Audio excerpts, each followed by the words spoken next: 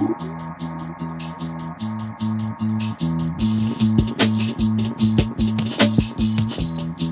here we are in the very last sequence of this MOOC. We hope you've enjoyed it. We hope you found it interesting. What I'm going to suggest we do now is to revisit some of these transversal questions that we raised at the very beginning of Module 1. So perhaps, do you remember what question you asked, Juliet, at the very beginning? So I was concerned about the question of values and how this fits into a wider picture of balancing politics, economics within our current climate. And I think what I've been thinking about throughout this is really, is this particular framework going to help us make a change? Or are we giving up too much in the idea that this alone can convince people that it's important? And I think all of us here share clearly, the idea that something needs to be done, some kind of argument needs to be made to how we balance conservation with development. I'm concerned that we're giving up too much with this idea. I'm concerned that by making the point that the only way to convince people in a kind of pragmatic way is to put prices on things, even if they're non-monetary prices, kills something of the emotion of why we are particularly committed to conservation. So not revolutionary enough? So in a sense, too pragmatic, and particularly because there isn't actually evidence that economic arguments are the strongest arguments, and that the risk here is that we're privileging the privileged. Mm-hmm. Someone from the field have any opinion on that? Yeah, I mean, I think it's an excellent point, and what struck me as you were speaking was it's really the question, do we believe that this information changes people's values and their mental models? Can we show that this is really the type of information that is going to be helpful to bumping biodiversity up the ranks of all the different decisions that have to be made, all the different choices we have to make? And yeah, it's a question worth asking. Well, what do you think? I'm on the fence, because in one respect, because I see the value that this concept has brought in very pragmatic ways in the places where I have to work. You talk about ecosystem services, people go, what's that? And so you get that chance to talk about the fact that nature has a very pragmatic value to people. And it's given us an entry point, in fairness, for practitioners to speak with policymakers. But I think sometimes we get lost in the perfection of the science. Maybe Salvatore, you can say something on this, given your question, I believe, was on the techniques. We get a little bit caught and lost in that, and not really maybe pulling in the more emotional awareness or the other elements of what it takes to change people's mental models. Do you have anything to say about your... Sure, no, these are very valid points, of course. I guess that in general, anytime we make decisions in society, we make implicitly evaluation.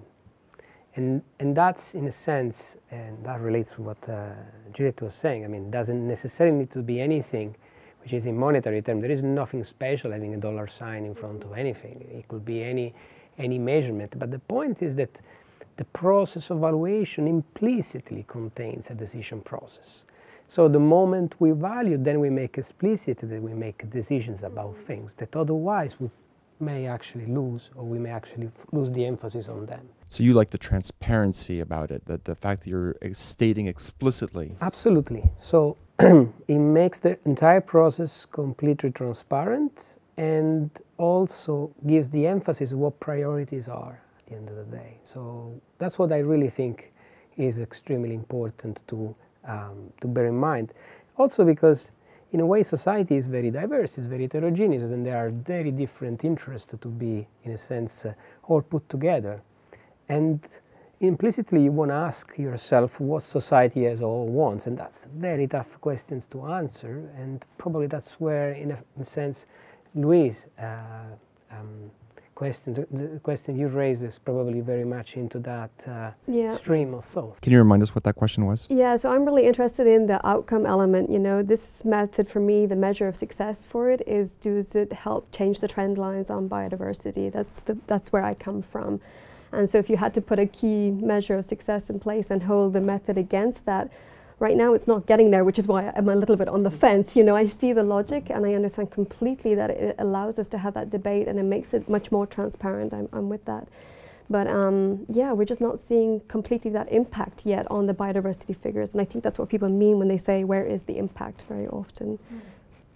one of the criticisms that one hears is that, oh, the ecosystem service method doesn't bring anything new. It's basically just common sense, good management of natural resources. But one of the appealing sides that I see is that because it's a bit of a fuzzy concept, because a lot of people, for reasons we don't perhaps understand, they're very attracted to this concept immediately, eyes light up. I see, independently of the details, independently of the data layers, the fact that it can bring people around a table to share their values and to hear other people's values, to me is actually, you can say it's nothing new, but perhaps it's old information repackaged in a way to increase its attractiveness.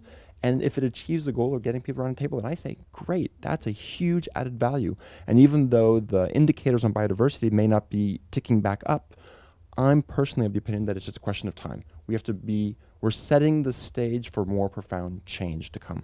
I completely share your opinion that it's probably the biggest value of this entire approach is to bring people together around the table and discuss, maybe not new, but it's clearly functioning with ecosystem services.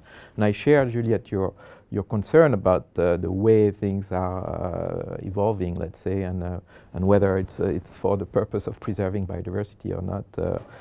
But I would like to say, like in a famous commercial, what else? Do we have anything else at the moment that is at that point of development to integrate things as well as ecosystem services? I think, I mean, that's a big question which I try and address in the module is what does it mean, this integration? You know, how are the different forms of knowledge brought to the table? And also, crucially, who is at the table? Because the idea that we bring everyone around the table, well, no, there are some forms of knowledge which are not invited to the table. There are some voices which risk not being heard. And so, first of all, you know, what are we integrating and who are we inviting? I think those are really crucial questions. Otherwise, it risks becoming a technical discussion. You know, it's like. That's certainly been one of the learning moments for me throughout this course, is interacting more with Juliette and some of your guests, just becoming aware of these power issues, but also of how data often is not neutral. And even people who bring data, it was collected for a purpose, and you have to be aware of those. So I think it's increased the sensitivity of myself and hopefully of many of the learners as well. Which actually makes me think about your question, which you raised about whether we need just more data or certain types of data. Do you remember, can you rephrase that question? Yeah, well, the question was about the access to the data or more data on the environment, on the economy in general, to help us making decisions, but also tools and models and scenarios that we can develop from these data. Is that the problem that makes this concept and maybe others not so successful for the moment, or is it something else? So if my take at the end is that we clearly need better access to raw data. At the moment, we still don't have access to weather station data worldwide. And we talk about climate change. It's just a joke, in fact. If you try to get access to all the weather station data of the world, you will see you have to go country by country. It's a nightmare. So clearly, we need better access to the data. We need to improve our models, which have still a lot of uncertainties in them. But that won't be enough. Even we've seen with the IPCC, for instance, that I think the science is very, very good, but the decisions are still not following. So, yeah, Salvo. I'm just a quick follow-up because I really like what Anthony is bringing up. Because if we think about this 25 years ago, I mean, processes of evaluation of nature services, I mean, always been there, at least for the last 30 years in the literature, has been an exercise that we've been doing again. The great difference we have now, and where I think this module can also help us moving forward, is this idea, first of all, of integration. So we used to value one thing completely independently from the other. And we used to be very focused on what method we will use. And that's very good, of course, because you need to build the science first. The second component, which Anthony brings up, there was complete lack for a long time of spatial dimension. So the fact that space is a very important dimension in our analysis wasn't really actually there. And I remember some paper valuing a biodiversity value which will just step, nothing outside the farm boundaries was considered, as if outside the boundaries of the farms there was nothing else. And clearly embracing a more, spatially explicit approach And having data can definitely allow us to improve and get those values, those externalities back in. Can I add a little bit to that? Because I would like to say, maybe as a little challenge, that we've taken the next step that we absolutely needed to take, but we have to go further. So spatial data gets used in the process of land use decision making, for example. But that spatial data is by no means the only thing that's considered in those decisions. And how much have we thought about, you know, building the capacity on the other side of where this information is going to, in order to integrate that information, the spatial information, with all the other elements that come into play in making what is ultimately really a political choice. What are you referring to? Are you talking about the decision makers? When you say the other side, explicitly, who are you referring to? So in the module that I covered, we talked a lot about the things that are easy to change in governance systems and the things that are harder to change.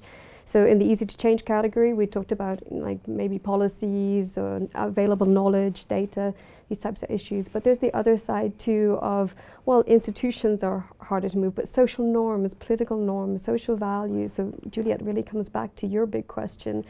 And I think that, you know, we paid a lot of attention to the easy to change things, which I understand why, but I think the harder to change elements, the social values, that's where you really are talking about integrating spatial information into social norms, with social norms, in order to make decisions on land use planning. Yes, Anthony? Yeah, that's very interesting. It makes me think that, in fact, we should also, in this entire process, make a better use of new technologies and social networks and everything. To, in fact, probably we talk a lot about convincing policymakers, but policymakers are convinced if the people itself is convinced. So we could, through a nicer interface, talk to more people and look at the trade-off and synergies of all these options, and hopefully make more pressure on governments and decision makers. So our learners have just followed an entire MOOC on the subject, and they want to know, are they fighting for the right cause? So I'm going to basically reformulate this question of, should we be endorsing this approach?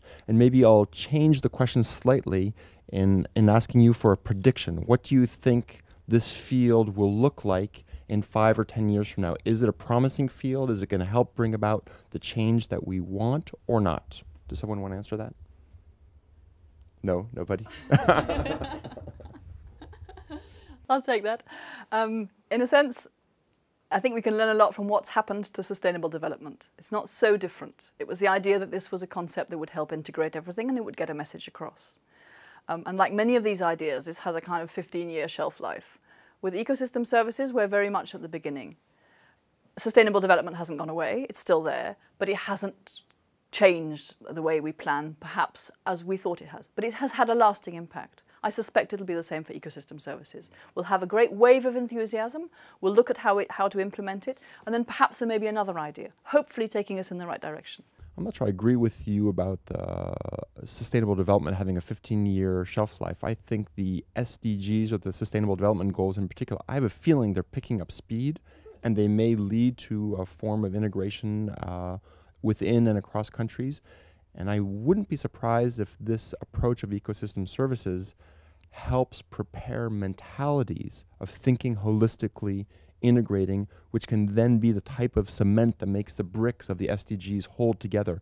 And even if the field of ecosystem services disappears completely in 15 years, that's possible. But I think one of the things that can really contribute is a way of thinking, and that may help the implementation of these broader objectives, which, depending on the person, may be biodiversity protection, or maybe broader, like the SDGs, social equity, poverty reduction, etc. And that's perhaps where there's still some, the role of ecosystem service hasn't been clearly defined.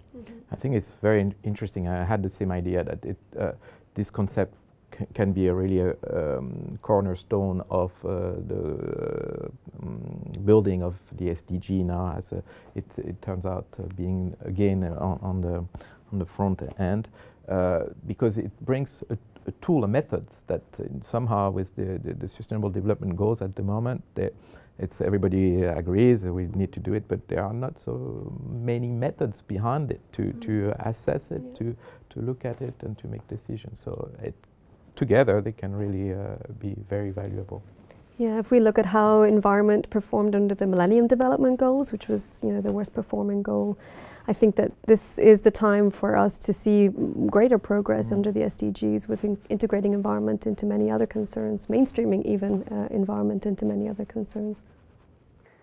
I mean, I'm very optimistic, and I think we went a long way. I mean, I remember as a student having in my hands the blueprint for a green economy by David Pearce, and that was, you know, path-breaking in those days. And I mean, I wasn't a student 100 years ago. I was a student about 20 years ago, and I remember in those days, those things were completely new and fresh, and I see some of those ideas still evolving and being there, but, you know, getting more momentum, expanding the toolkit. So I'm very optimistic. I don't think it's gonna fade away like a trend. I think it's gonna stay. And some of the ideas were already there. They pick up momentum. They increase. And the critical mass, you know, it went from a small niche. Now it's becoming more and more, as you say, mainstream. I would say that I'm more and more optimistic about the uptake of the method as I am pessimistic about the outcome, in fact, that the more we will see the lack of natural resources everywhere, the more we will see the need for tools to prioritize. And so if we are successful with this method, that means that probably we are not so successful on the outcome. But thank you all very, very much for your time, for the messages you delivered. Hopefully all of the learners have also appreciated this MOOC throughout, and it's helped form your critical thinking as this field continues to evolve. Hope to see you all soon in real life, and on that, we'll say goodbye.